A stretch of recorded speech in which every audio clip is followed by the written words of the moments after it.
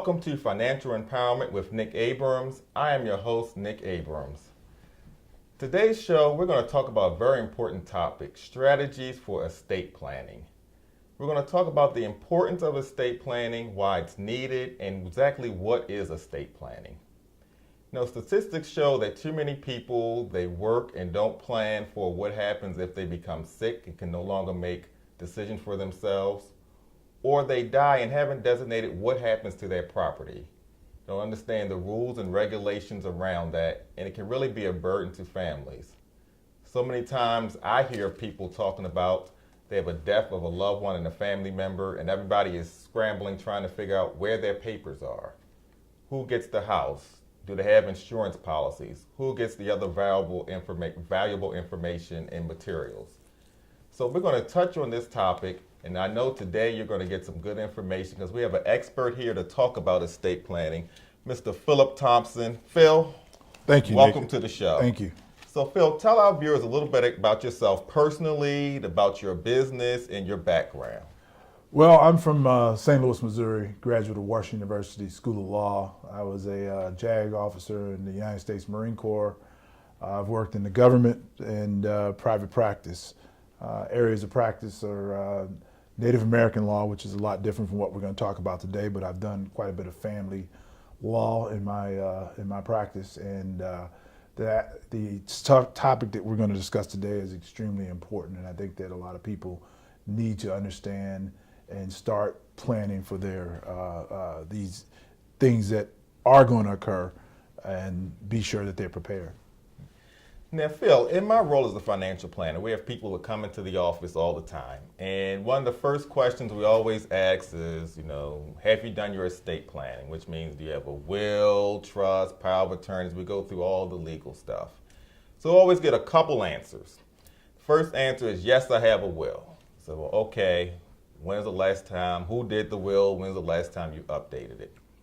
And I remember one specific case, somebody came in and said they had a will done by Montgomery Ward, which is a store that's been closed for years, and somehow it's at some point in time, 30, 40 years ago, they were doing wills.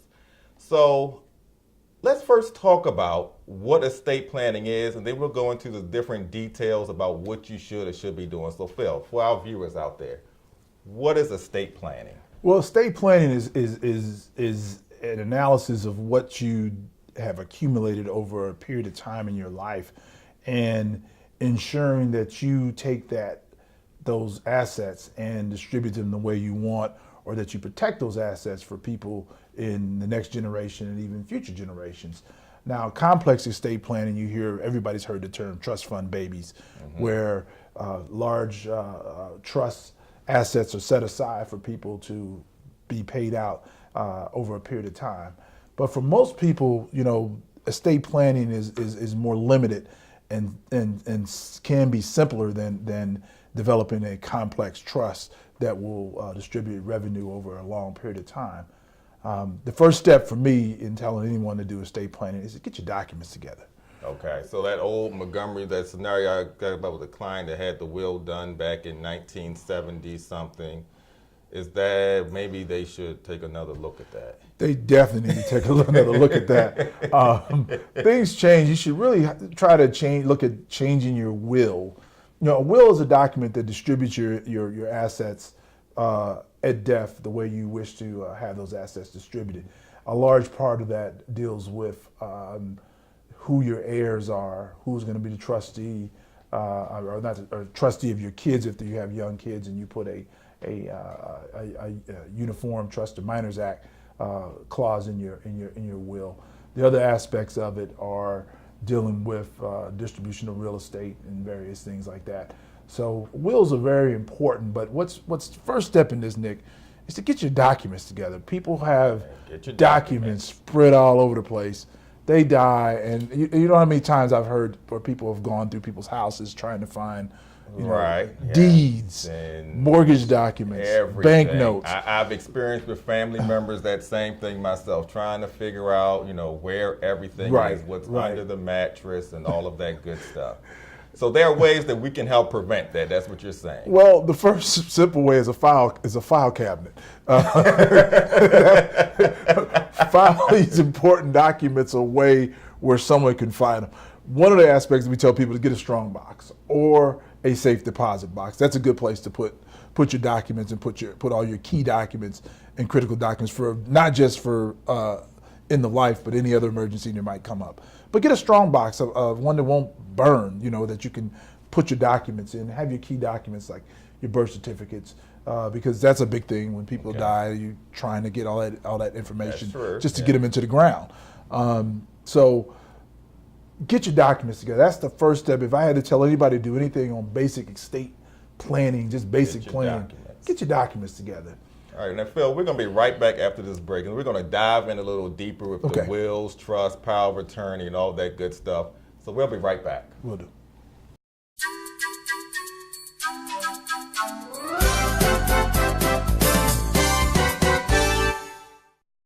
Welcome back to Financial Empowerment with Nick Abrams. I am your host, Nick Abrams, and we're here with Phillip Thompson, an attorney, and we're talking about estate planning on today's show.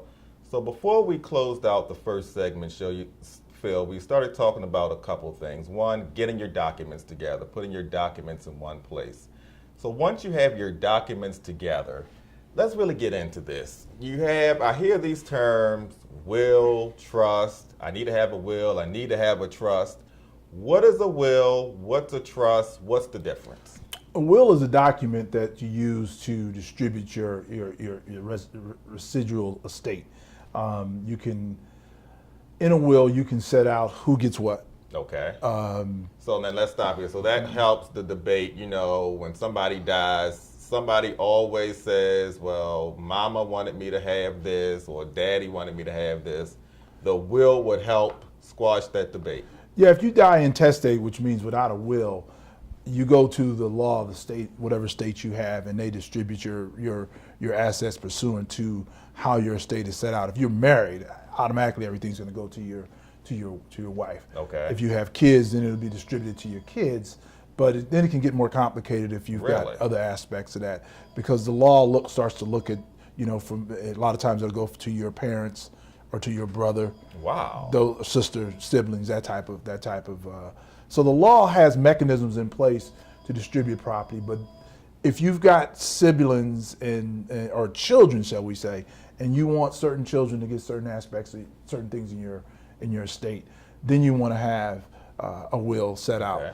Also, what's important with a will is minor children. If you die with a minor child, the question is who takes care of your child? You can set that out in your estate, who gets your child, because then there you go, there's the fight again.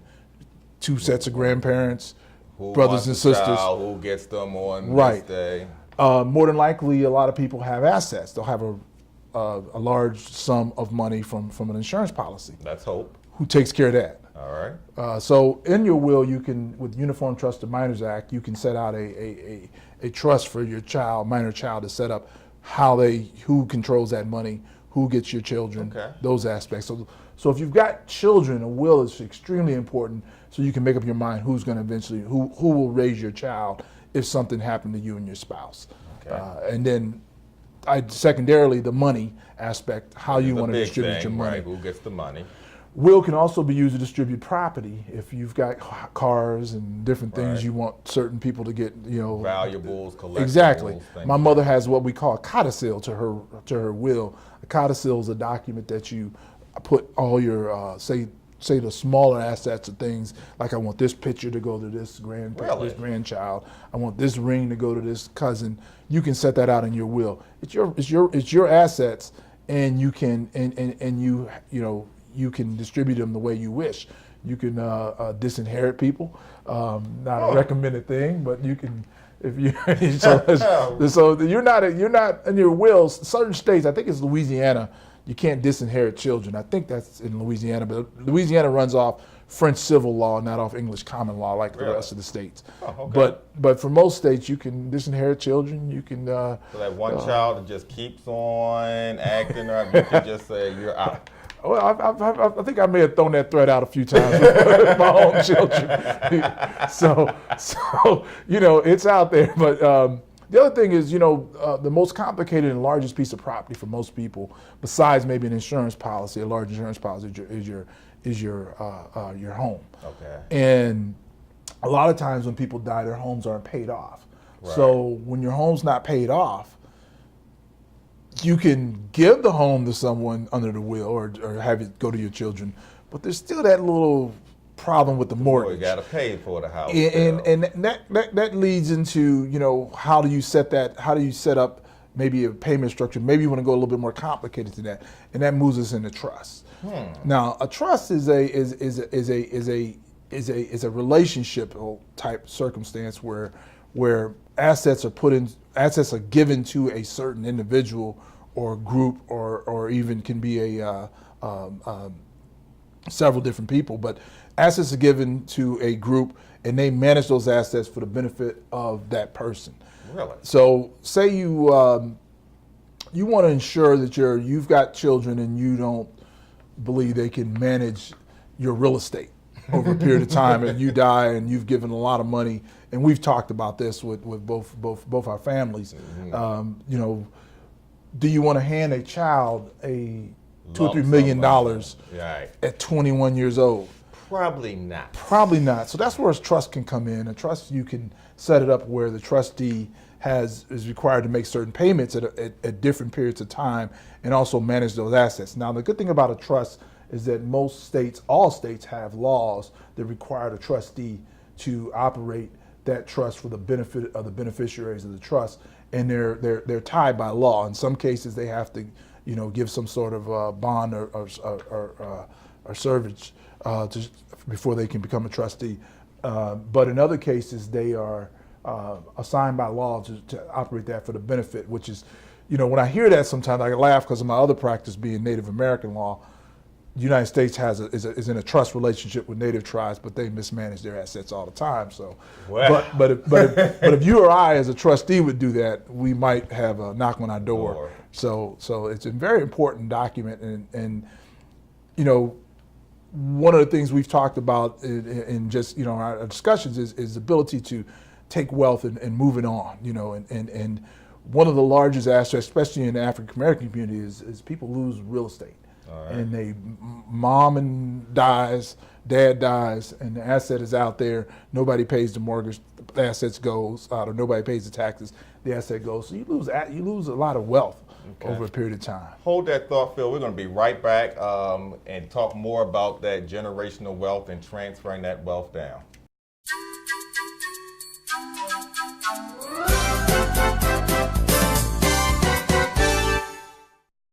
And welcome back. I know everybody is enjoying this wealth of knowledge that we're getting here on Financial Empowerment with Nick Abrams, with our guest, Phillip Thompson.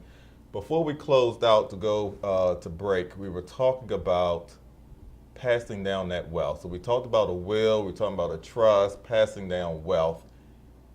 That's something that a lot of people don't understand, that they accumulate this wealth over time, over a period of years of hard work, and that they don't plan properly. And not planning properly at their death, that wealth can be eaten up with estate taxes, split among people who don't necessarily deserve that money or that you didn't want to have that money.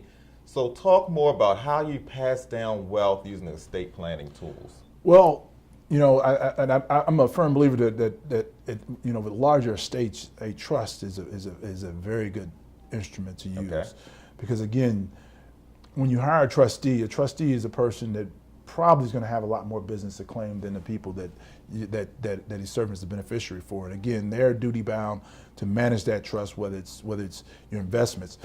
If you die without a will and you don't have a trust, and you've got 401ks, annuities, different investment, all that has to be sold. All that has to be cashed in. And a lot of times that's maybe not the best thing to do, cash that in at the time.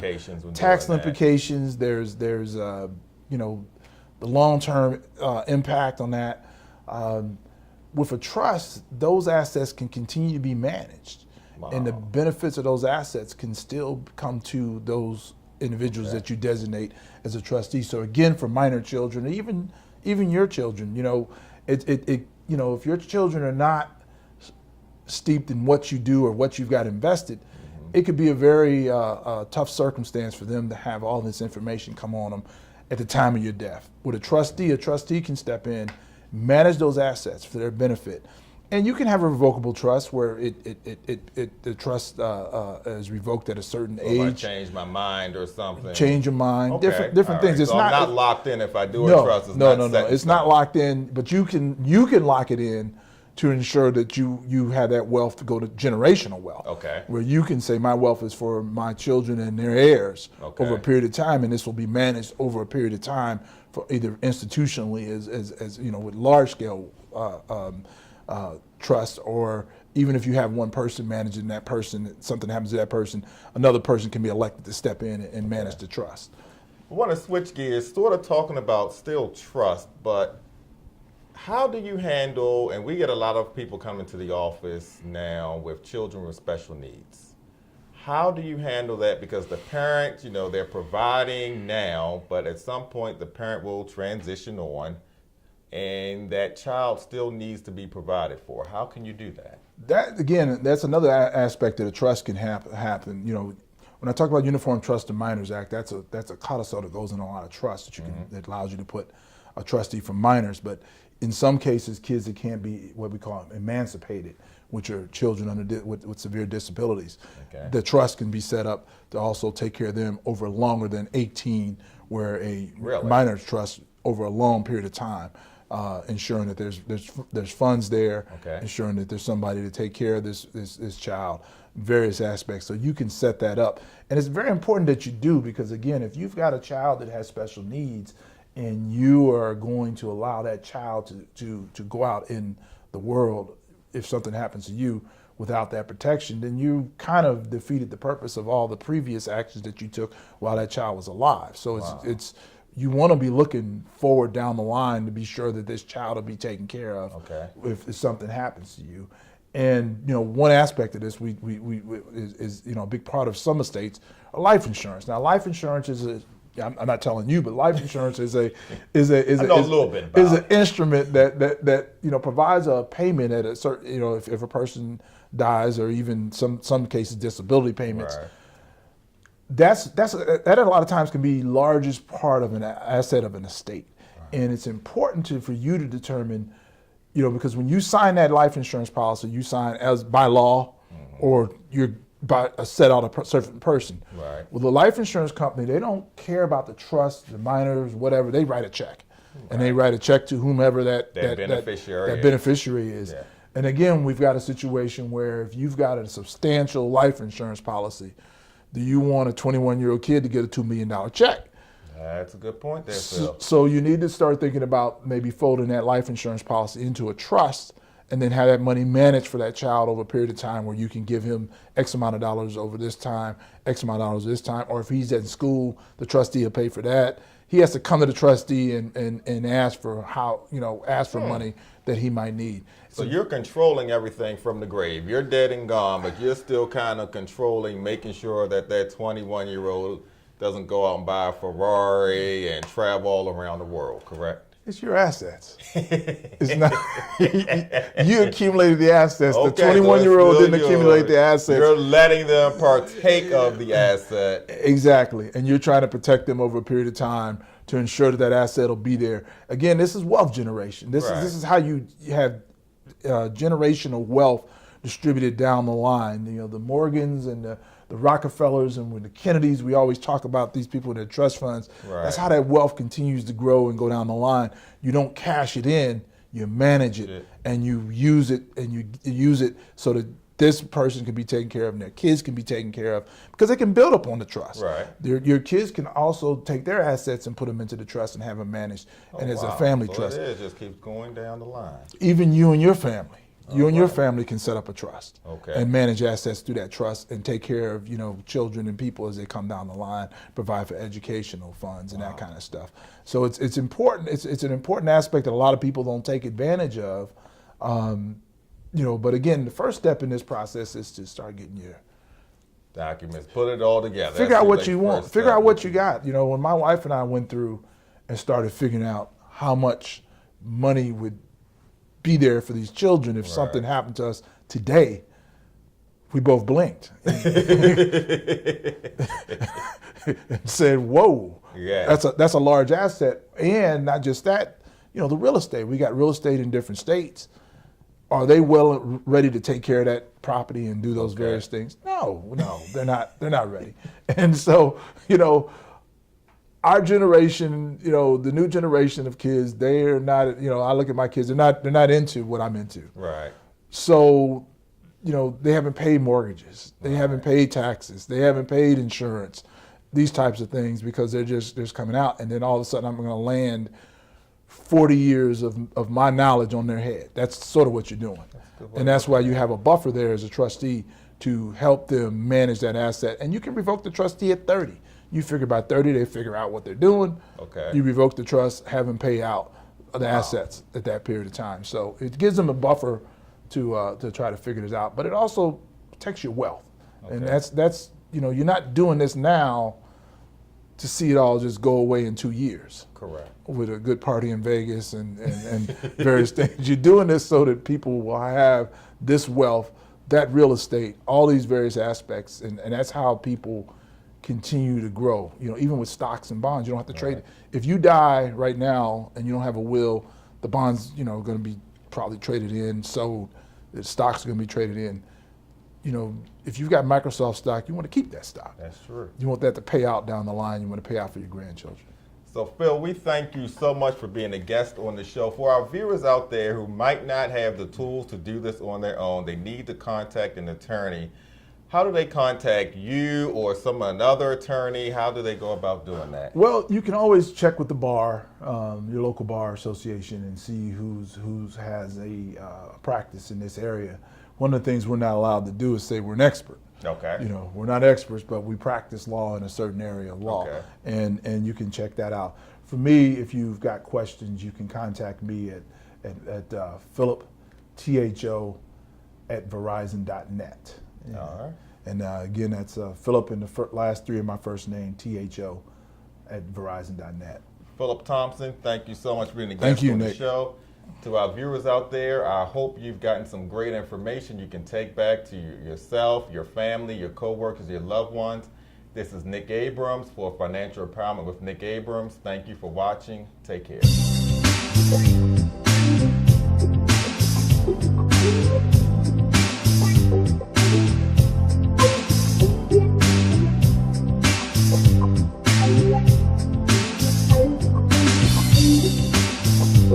Thank you.